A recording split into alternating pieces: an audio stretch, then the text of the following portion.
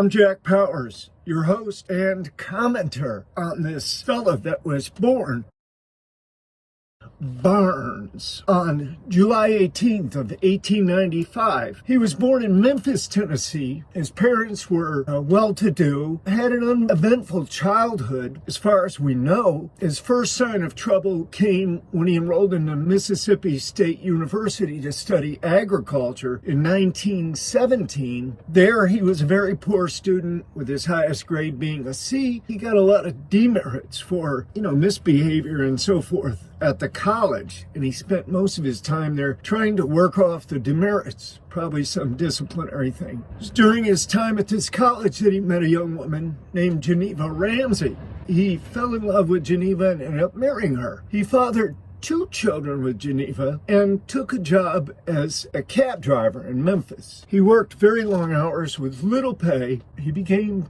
depressed, distressed, and broke. We know what that means, right? Kelly then went ahead and left his job with the cab company, began to seek other means of making ends meet.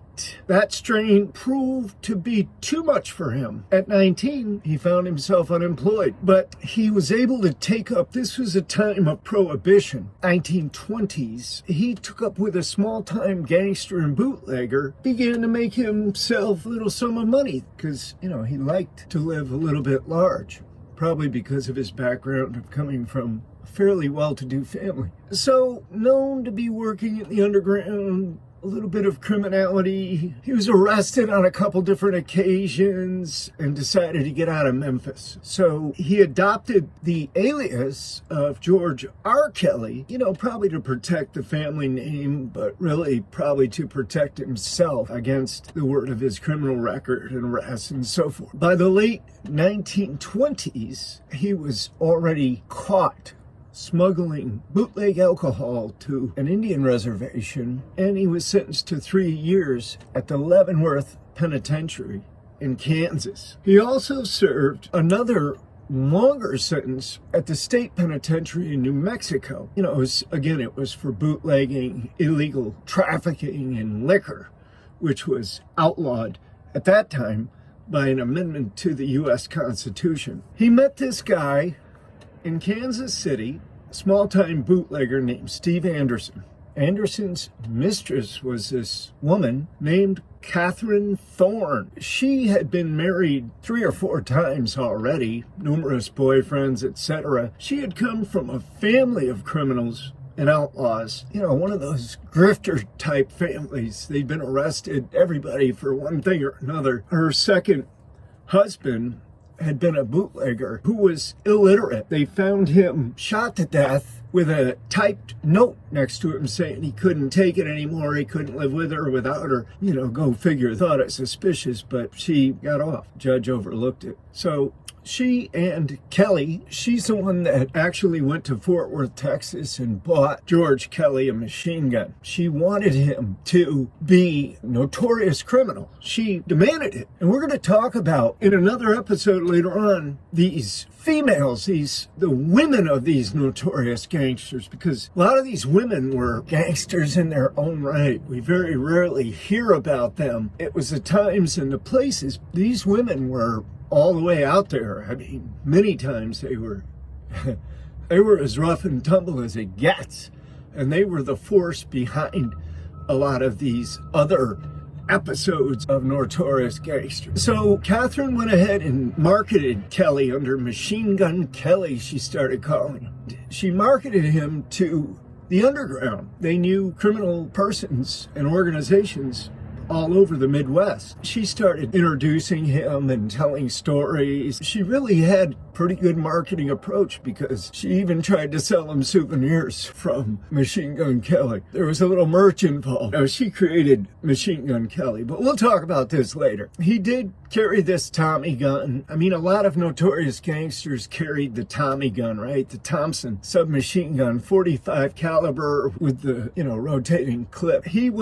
Kelly had probably robbed a couple of banks before he got into his big gig with a host of other participants. He was one of the principals. They ended up kidnapping this guy who was obviously kind of rich, right? Charles Urschel was his name. He was a wealthy oil tycoon out in Oklahoma City. So the Urschels are playing bridge, which I guess was the game to play back then if you're wealthy, with friends, when Kelly and another man stormed in, threatened to blow everybody's head off, took the men as hostages. The reason they took both men, the guy that was visiting and Urschel, was because they couldn't figure out which one was Urschel. Nobody would say which was which, so they took them both, forced them into their sedan, blindfolded them, put cotton in their ears, taped them up. I mean, they had this thing. This was a very well-planned kidnapping, as you'll see. They had it down. It wasn't just something that they just did off the cuff. They had this kidnapping planned. Every detail was planned out. It was critical. Every single detail. So they went ahead, let the other guy, Walter Jarrett, they let him go just down the road because I guess probably Urschel or one of them, maybe they had ID or whatever, but they found out that he wasn't the guy they wanted. They wanted Urschel. So they ended up taking Urschel to a ranch in Paradise, Texas, where Catherine and her family was, like the family home for the Thorns. I don't think their name was Thornton anymore, but hers was. So they held Charles Urschel, for $200,000 in ransom money. Of course, Urschel's family immediately cooperated with the FBI. His wife made personal contact with J. Edgar Hoover, and Hoover went about putting every resource, every asset he could possibly come up with on this case. He wanted it solved. Now, they didn't necessarily want to screw things up initially. They didn't want to screw up so badly that Charles Urschel got murdered or killed in the process. So I guess the Bureau of Investigation sort of hung back a little bit and presumably just observed. I can't imagine that they would simply observe. They had all kinds of stuff going on. I mean, this was a very intricate kind of a plan. They wanted the money in unmarked, non-sequential, used $20 bills. They wanted it put in a Gladstone satchel. I guess Gladstone must have been some kind of an identifiable name for a satchel. They wanted this guy to travel by train to Kansas City with the money in the Gladstone bag, and presumably he was going to see a fire on his right-hand side, and that was going to be the signal for him to throw the money, the satchel, off of the train when he saw the second fire. The second fire was going to be up ahead, so the first one would just be a cue to get ready, and then the second one, right after that fire, he was supposed to throw that satchel out. Now, of course, there was an agent that went along.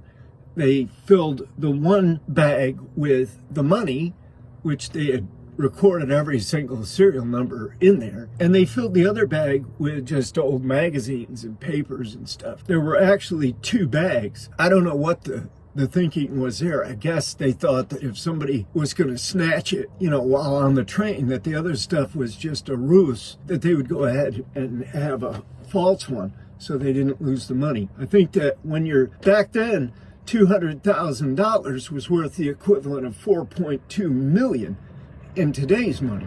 So this was a substantial sum that they were lugging around. I think they probably just didn't want to lose it. They wanted to keep eyes on it at all times. As it happened, there were no fires. There was a contingency plan where this friend of Urschel's, another oil tycoon who was handling the payment of ransom, he was instructed to go to this hotel and check in, and as a contingency. If anything went wrong, if there were no fires, whatever, if they didn't deliver the money, then he was instructed to go there and check in. So he went there and checked in, and then he received a telegram telling him to take a walk by himself, to go to this certain place, to walk down the street headed west by himself, and to keep going until he got further instructions. He was supposed to go to another place to get instructions. When this other man came up by him, relieved him of the satchel. And there went the $200,000 into the hands of the kidnapper. This began extensive, this crazy investigation. The FBI, or Bureau of Investigation, they interviewed Ursul, of course, kidnap victim. He told them all these details about what he could see out of the bottom of his blindfold and what he could hear through the cotton and stuff that was stuffed in his ears. He told them about the farm that he was on. And he told them that there was airplanes that seemed to fly over at certain times each day, in the morning and the evening. He told them about other details, a well that made a lot of noise when they pulled the water up, animals on the farm, things like that. They kept him chained and handcuffed and kept him guarded at all times. He was there. He was kidnapped for 9 days in their possession, I guess, of the kidnapper. So to make a long story short, the Bureau of Investigation went ahead and put all this information together. And they did, they went to the nth degree. They went to the meteorologists. They checked all the airplane logs from all these airports to determine when these flights were likely to take off. They had the maps, they did their coordinates, they found out that these planes were to have flown over Paradise, Texas at these certain times each day. So they were able to, and they probably had other information through the underground. They probably already had something going on, some kind of information developed through their underground contacts. That's usually the way it goes. They get tips, they get information, and then they go and build the case. That's what they did. This money, it went all over the place. And it was hidden here and there throughout the United States. It was just crazy. They were trying to launder it by buying cases of bootleg liquor and then selling that. Eventually, they all got arrested. There was 21 that were indicted. There were a few life sentences handed out, including George and Catherine Kelly. There were all kinds of other sentences handed out, all kinds of indictments flying around. They got the whole family, they got friends, they got everybody hooked up in this. So it was a huge investigation, kidnapping investigation. In the end, everybody got caught.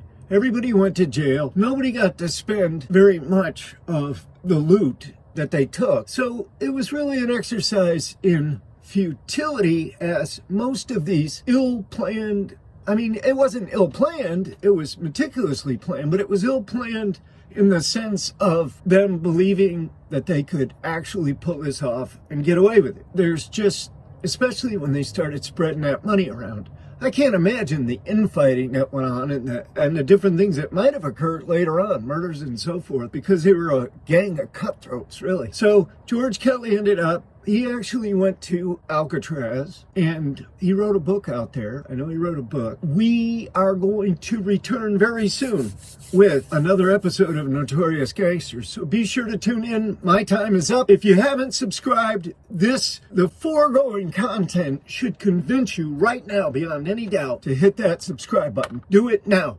Thank you very much. I will see you again very soon. I'm Jack Powers, and this is Notorious Gangsters.